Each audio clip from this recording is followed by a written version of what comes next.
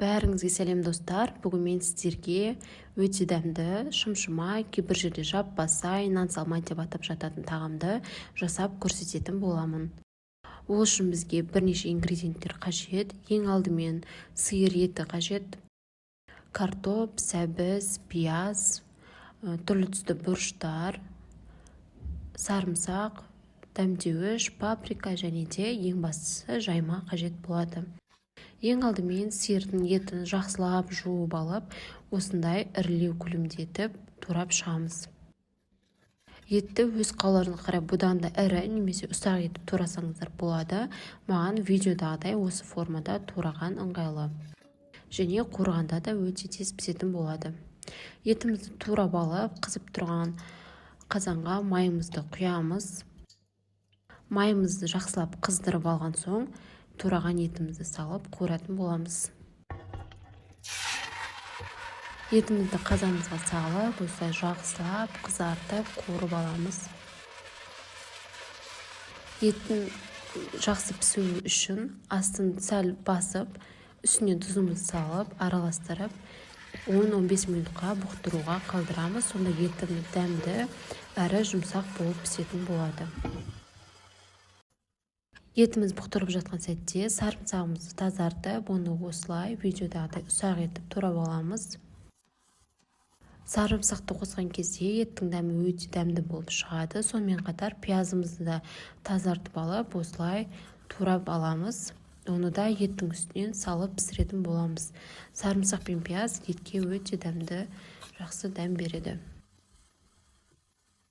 Осылай турап алып, етіміздің үстіне салып, араластырып, етімізді бұқтыруға қайта қалдырамыз.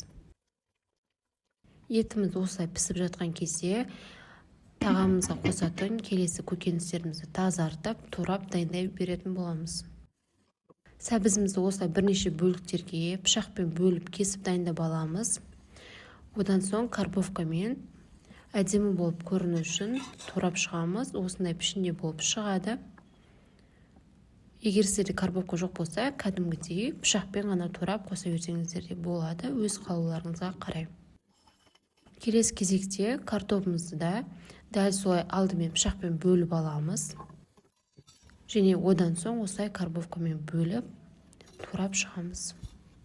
Орташа көлемде турап шықтым. Қалауларыңызға қарай ірірек етіп те турасаңыздар болады.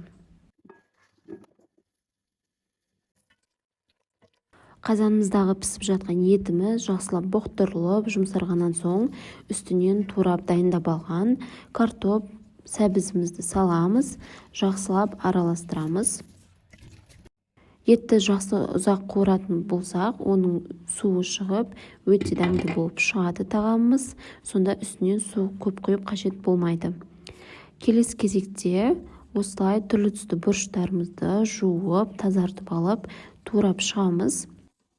Ұсақ етіп тураудың қажеті жоқ, ірілеу көлемде осылай турап шықсаңыздар болады. Ұсақ етіп тураған жағдайда тамағымыз пісіп жатқанда езіліп кетуі мүмкін. Сондықтан осылай сәл ірілеу көлемде турап жатырмын. Сіздер өз қалауларыңызға қарай бұдан ірілеу немесе ұсақ етіп турасаңыздар да болады. Мен 3 түрлі бұрышты қолдандым: сары, қызыл, жасыл түсін. Сонда тағамымызға түрлі түсті түс беріп, өте әдемі көрінетін болады. Қалауларыңызға қарай тек бір түсін ғана қолдансаңыздар да болады. Картопымыз бен сәбізіміз етпен бірге осылай жақсылап қуырылып пісіп жатыр. Оның үстінен туралған бұрыштарымызды саламыз. Бұрышымызды салып, жақсылап араластырамыз. Оның үстінен дәміне қарай тұзымызды, түрлі дәмдеуіштерді және де паприкамызды қосамыз. Тұзды көп мөлшерде қосқан жоқпын, себебі ет қуырылып жатқан кезде тұз қосқан болатынмын. Және де қазір оның үстінен тамағымыз қызарып дәмді болып пісу үшін паприка қостым. Сонымен қатар осындай мясо по-казахски деген дәмдеуіш бар. Өте дәмді болу үшін осы дәмдеуішті қостым. Сіздер өз қалауларыңызға қарай етке немесе картопқа арналған түрлі дәмдеуіштерді қоссаңыздар болады. Үстінен осылай кішкене бір кесе көлемде су құйдым. себебі жаймамызды салған кезде су біраз болу қажет. Суымды құйып, осылай бетін жауып пісіруге қалдырдым. Осылай сорпамызға тағамыз пісіп жатқан кезде астын сәл басамыз. Ол бұқтырылып пісіп жатқан уақытта жаймамызды осылай үлкен ыдысқа салып алып, үстінен сұйық майды құямыз. Сұйық май көп қойып қажет емес, кішкене ғана қойсаңыздар жетеді. Жаймамыз жабыспас үшін сұйық майға осылай жаймамызды жақсылап араластырып дайындап аламыз. Жаймамызды осылай дайындап алған соң, тағамыз пісуге сәл қалған уақытта үстінен салып шығамыз. Арасын ашып, қатты нығыздамай саламыз, сонда жаймамыз тез әрі жақсы пісіп шығатын болады. Жаймамыздың барлығын осылай тағамыздың үстіне салып шығамыз. Салып болған соң үстінен бір кесе суымызды құямыз, сонда жаймамыз жабыспай жақсылап пісетін болады. Жайманы 15-20 минут уақытқа қалдырамыз. Видеодағыдай осылай өзінің сорпа суына жақсылап буланып пісіп шығады. Менің тағамым дайын. Жаппасай тағамым өте дәмді тағам. Міндетті түрде үйлеріңізде жасап көріңіздер. Видео ұнаса, менің YouTube каналыма тіркеліп, лайк жазып, комментарий жазуды ұмытпаңыздар. Өзге де қызықты видеоларды, рецептерді менің каналымнан таба аласыздар.